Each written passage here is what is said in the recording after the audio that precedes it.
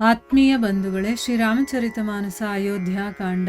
ಇದರಿಂದ ಇವತ್ತು ಚೌಪಾಯಿಗಳು ಮತ್ತು ದೋಹೆಯನ್ನು ತಿಳ್ಕೊಳ್ಳೋಣ. ಗುರು ಗುರುತಿಯ ಪದ ಬಂದಿ ಪ್ರಭು ಸೀತಾ ಲಖನ್ ಸಮೇತ ಫಿರೆ ಹರ್ಷ ಬಿಸ್ಮಯ ಸಹಿತ ಆಯೆ ಪರನ್ ನಿಕೇತ ಬಿದಾ ಕಿನ್ಹ ಸನ್ ಮಾನಿ ನಿಷಾದು ಚಲೆವು ಹೃದಯ ಬಡ್ ಬಿರಹ ಬಿಷಾದು ಕೋಲ್ ಕಿರಾತ್ ಭಿಲ್ ಬನಚಾರಿ फेरे फेरे जोहारी जोहारी प्रभु सिय लखन बैठी बट छाही प्रिय परिजन वियोग बिल खाही भरत स्नेह सुभाव सुबानी प्रिया अनुज सन कहत बखानी प्रीति प्रतीति वचन मन करती श्री मुख राम प्रेम बस बरनी तेहि अवसर खग मृग जल मीना चित्रकूट चर अचर मलीना बिबुध बिलोकी दशा रघुबर की बरशि सुमन कही गति घर घर की प्रभु प्रणाम करी दीन भरोसो चले मुदित मन डर न खरोसो.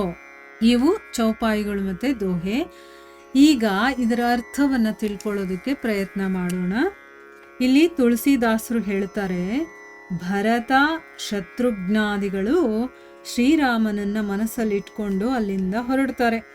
ತಾಯಂದ್ರನ್ನು ಕೂಡ ರಾಮ ಕಳಿಸ್ಕೊಟ್ಟು ಸೀತಾ ಲಕ್ಷ್ಮಣರ ಒಡಗೂಡಿ ಗುರುಗಳಾದಂಥ ವಸಿಷ್ಠರ ಪತ್ನಿಯಾದ ಮಾತೆ ಅರುಂಧತಿ ಇದಾರಲ್ಲ, ಅವರ ಚರಣಗಳಿಗೆ ವಂದನೆ ಮಾಡಿಕೊಂಡು ಅವರ ಅಪ್ಪಣೆಯನ್ನ ಪಡೆದು ಹರ್ಷ ಮತ್ತೆ ವಿಷಾದದ ಜೊತೆಗೆ ತಮ್ಮ ಪರ್ಣಕುಟೀರಕ್ಕೆ ಅವರು ವಾಪಸ್ ಹೋಗ್ತಾರೆ.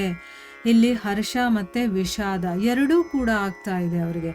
ಯಾಕೆ ಅಂತಂದರೆ, ಈಗ ತಂದೆಯ ಮಾತನ್ನು ನಡೆಸ್ಕೊಡೋದಕ್ಕಾಗತ್ತೆ ನನಗೆ ಅಂತಂದ್ಬಿಟ್ಟು ಒಂದು ಕಡೆ ಖುಷಿ, ನನ್ನ ತಂದೆ ಕೊಟ್ಟಂಥ ಮಾತನ್ನು ನಾನು ನಡೆಸ್ಕೊಡ್ತಾ ಇದ್ದೀನಿ, ಅಲ್ಲಿ ತಪ್ಪಲಿಲ್ಲ ನಾನು ಅಂತಂದ್ಬಿಟ್ಟು. ಇನ್ನೊಂದೇನು ಅಂತಂದರೆ, ಭರತ ನನ್ನನ್ನು ಬಿಟ್ಟು ಹೋದ್ನಲ್ಲ, ಅವನು ಪ್ರೀತಿಯನ್ನು ನೆನೆಸ್ಕೊಂಡು ವಿರಹವನ್ನು ಸಹಿಸ್ಕೊಳ್ಳೋಕ್ಕಾಗದೆ ಅಲ್ಲಿ ಅವನಿಗೆ ಶೋಕ ಆಗ್ತಾ ಇದೆ. ಅಂದರೆ ಹರ್ಷ ವಿಷಾದ ಎರಡೂ ಕೂಡ ಆಗ್ತಾ ಇದೆ. ಆಮೇಲೆ ಶ್ರೀರಾಮ ಏನು ಮಾಡ್ತಾನೆ, ನಿಷಾದ ರಾಜನನ್ನು ಸಮ್ಮಾನಿಸಿ ಕಳಿಸ್ಕೊಡ್ತಾನೆ. ನಿಷಾದ ರಾಜನು ಬಂದಿರ್ತಾನಲ್ವಾ, ಸೊ ಈಗ ನಾನೇನು ಮಾಡಬೇಕು ಅಂತ ಅವನು ಕೈ ಕಟ್ಕೊಂಡು ಸೇವಕನ ಥರ ನಿಂತಿರ್ತಾನೆ. ಯಾವಾಗಲೂ ಸೇವಕರ ಹಾಗೇನೆ, ನನ್ನ ಪ್ರಭು ಏನು ಆಜ್ಞೆಯನ್ನು ಕೊಡ್ತಾನೋ ಅದನ್ನು ಮಾಡೋದಕ್ಕೆ ನಾನು ರೆಡಿಯಾಗಿರಬೇಕು ಅಂತ ನಿಂತಿರ್ತಾನೆ ಅವನು. ಈಗ ನೀನು ಕೂಡ ಹೊರಡು ಅಂತ ಅಂದ್ಬಿಟ್ಟು ಅವನಿಗೆ ಹೇಳ್ತಾನೆ. ಸೊ ಅವನು ತನ್ನ ಹೃದಯದಲ್ಲಿ ತೀವ್ರವಾದಂಥ ವಿರಹ ವೇದನೆಯನ್ನು ಅನುಭವಿಸ್ತಾ ಗೃಹೋನ್ಮುಖನಾಗ್ತಾನೆ. ಅಂದರೆ ಅವನಿಗೂ ಕೂಡ ರಾಮನನ್ನು ಬಿಟ್ಟು ಹೋಗೋದಕ್ಕೆ ಇಷ್ಟನೇ ಇಲ್ಲ, ಆದರೆ ಈಗ ನನ್ನ ಪ್ರಭು ಕೊಟ್ಟಂಥ ಆಜ್ಞೆ, ನಾನು ವಾಪಸ್ ಹೋಗಬೇಕು ಅಂತಂದ್ಬಿಟ್ಟು ಈಗ ಅವನು ಮನೆ ಕಡೆಗೆ ಹೋಗ್ತಾನೆ. ಆಮೇಲೆ ಶ್ರೀರಾಮ ಕೋಲರನ್ನು, ಕಿರಾತರು, ಬಿಲ್ಲರು ಇವರೆಲ್ಲ ಬೇಕಾದಷ್ಟು ಜನ ವನವಾಸಿ ಜನರೆಲ್ಲ ಅಲ್ಲಿಗೆ ಬಂದಿರ್ತಾರಲ್ಲ, ಅವ್ರಿಗೂ ಎಲ್ಲರನ್ನೂ ಕೂಡ ಸಂತೈಸಿ ಎಲ್ಲರನ್ನೂ ಕೂಡ ಬೀಳ್ಕೊಡ್ತಾನೆ. ಅವರೆಲ್ಲರೂ ಕೂಡ ಪದೇ ಪದೇ ಸೀತಾರಾಮರಿಗೆ ವಂದನೆ ಮಾಡಿ ಮನೆಗೆ ವಾಪಸ್ ಹೋಗ್ತಾರೆ. ಪ್ರಭು ಶ್ರೀರಾಮಚಂದ್ರ ಏನು ಮಾಡ್ತಾನೆ, ಸೀತಾ ಲಕ್ಷ್ಮಣರ ಜೊತೆ ಆಲದ ಮರದ ನೆರಳಲ್ಲಿ ಕೂತ್ಕೊಂಡು ಪ್ರಿಯಜನರು ಪರಿಜನರ ವಿಯೋಗ ಇದೆಯಲ್ಲ ಅಂತಂದರೆ, ಈಗ ಅವನಿಗಿಷ್ಟ ಆಗಿರುವಂಥವರು ಬಂದಿದ್ರು, ಅವರ ಪರಿವಾರದ ಜನರು, ಆಮೇಲೆ ಊರಿನ ಜನರು ಎಲ್ಲರೂ ಬಂದಿರ್ತಾರಲ್ಲ, ಎಲ್ಲರೂ ಅವನನ್ನು ಬಿಟ್ಟು ಹೋಗ್ತಾರಲ್ಲ, ಆ ವಿಯೋಗದಿಂದ ಅವನು ತುಂಬ ದುಃಖ ಪಟ್ಕೊಳ್ತಾ ಇದ್ದಾನೆ. ಮತ್ತು ಭರತನ ಪ್ರೀತಿಯ ಸ್ವಭಾವ ಇದೆಯಲ್ಲ, ಅದನ್ನಂತೂ ಅವನು ತುಂಬಾ ನೆನಪಿಸ್ಕೊಳ್ತಾ ಇದ್ದಾನೆ. ಎಂಥ ಒಂದು ಸ್ವಭಾವ ಒಂದು. ಆಮೇಲೆ ಆ ಮೃದು ಮಧುರವಾದಂತಹ ವಾಣಿಯನ್ನು ನೆನೆಸ್ಕೊಂಡು ಅವನು ಹೊಗಳ್ತಾ, ಅಂದರೆ ಅವನು ಮಾತಾಡೋದು ಎಷ್ಟು ಮೃದುವಾಗಿ ಮಾತಾಡ್ತಾನೆ, ಎಷ್ಟು ಮನಸ್ಸಿಗೆ ಹಿತ ಕೊಡೋ ಹಾಗೆ ಮಾತಾಡ್ತಾನೆ ಅಂತ ಅವನು ತುಂಬ ಇಷ್ಟಪಟ್ಟು ಅದನ್ನು ನೆನೆಸ್ಕೊಂಡು ಹೊಗಳ್ತಾ ಸೀತಾ ಲಕ್ಷ್ಮಣರಲ್ಲಿ ಅವನು ಹೇಳೋದಕ್ಕೆ ಶುರು ಮಾಡ್ತಾನೆ. ನನ್ನ ಭರತ ನೋಡಿದ್ರೆ, ಅವನ ಪ್ರೀತಿ ನೋಡಿದ್ರೆ, ಅವನು ಮಾತಾಡೋ ರೀತಿ ನೋಡಿದ್ರೆ ಎಷ್ಟು ಚೆನ್ನಾಗಿದೆ ಅಂತಂದ್ಬಿಟ್ಟು ಶ್ರೀರಾಮಚಂದ್ರ ಪ್ರೇಮ ಪರವಶನಾಗಿ ತ್ರಿಕರಣ ಶುದ್ಧವಾದ, ಅಂತಂದರೆ 3 ಕರಣಗಳಿದೆ ನಮಗೆ, ಒಂದು ಶರೀರ, ಒಂದು ಮಾತು ಮತ್ತು ಒಂದು ನಾವು ಮಾಡುವಂಥ ಕೆಲಸ, 3 ಕೂಡ ಶುದ್ಧವಾಗಿರಬೇಕು. ಹೇಳೋದೊಂದು ಮಾಡೋದೊಂದು, ಅಥವಾ ಹೇಳೋದೊಂದು ಮನಸ್ಸಲ್ಲಿರೋದೊಂದು, ಆ ರೀತಿ ಅಲ್ಲ, 3 ಶುದ್ಧವಾಗಿರಬೇಕು. ಆ ರೀತಿ ಶುದ್ಧತೆ ಇರುವಂಥವನು ಭರತ. ಆ ಭರತನ ಪ್ರೇಮಾನುರಾಗವನ್ನು ಸ್ವತಃ ಅವನು ವರ್ಣನೆ ಮಾಡ್ತಾ ಇದ್ದಾನೆ ಅವರಿಬ್ಬರಿಗೂ. ಅವನ ಗುಣ ಹೇಗೆ, ಅವನ ಸ್ವಭಾವ ಹೇಗೆ ಅಂತೆಲ್ಲ ಹೇಳ್ತಾ ಇದ್ದಾನೆ.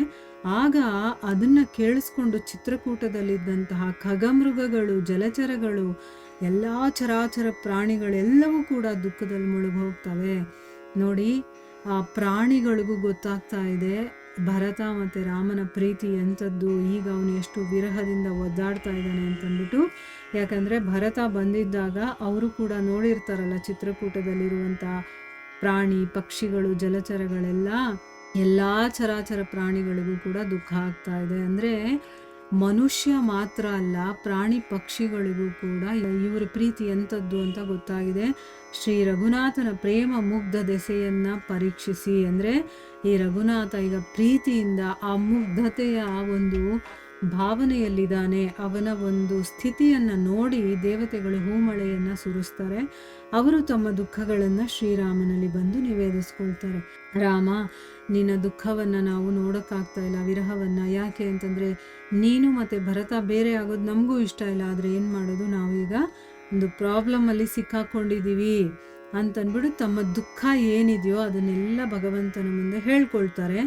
ಪ್ರಭು ಅವರನ್ನು ವಂದಿಸಿ ಅಭಯವನ್ನು ಕೊಡ್ತಾನೆ. ನೋಡಿ, ನೀವೇನು ಯೋಚನೆ ಮಾಡಬೇಡಿ, ನಾನು ಈ ಪ್ರಾಬ್ಲಮ್ನ ಸಾಲ್ವ್ ಮಾಡ್ತೀನಿ ಅಂತ ಅವರ ದುಃಖಗಳು ಏನು ಹೇಳ್ಕೊಳ್ತಾರೋ ಅದನ್ನೆಲ್ಲ ನಾನು ನಿವಾರಣೆ ಮಾಡ್ತೀನಿ ಅಂತಂದ್ಬಿಟ್ಟು ಅವನು ಹೇಳ್ತಾನೆ. ಮತ್ತು ದೇವತೆಗಳಿಗೆಲ್ಲ ಇವಾಗ ಮನಸ್ಸಿಗೆ ಸಮಾಧಾನ ಆಗುತ್ತೆ. ಅವರೆಲ್ಲರೂ ಕೂಡ ಪ್ರಸನ್ನವಾದಂಥ ಮನಸ್ಸಿನಿಂದ ನಿರ್ಭಯರಾಗಿ ಹಿಂದಿರುಗ್ತಾರೆ. ಈಗ ಯಾವ ಕಂಟಕನೂ ಇಲ್ಲ, ಭರತನೂ ಹೊರಟೋದ, ಈಗೇನು ಪ್ರಾಬ್ಲಮ್ ಇಲ್ಲ, ಈಗ ರಾಮ ನಮ್ಮ ಕೆಲಸವನ್ನು ಮಾಡ್ತಾನೆ ಅನ್ನುವಂಥ ಒಂದು ಧೈರ್ಯದಿಂದ ಅವರು ವಾಪಸ್ಸು ತಮ್ಮ ತಮ್ಮ ಸ್ಥಳಗಳಿಗೆ ಹೋಗ್ತಾರೆ ಅನ್ನೋದನ್ನ ಇಲ್ಲಿ ಹೇಳ್ತಾ ಇದ್ದಾರೆ. ಇಲ್ಲಿಗೆ ನಾವು ನಿಲ್ಲಿಸೋಣ. ಹರೇ ಕೃಷ್ಣ.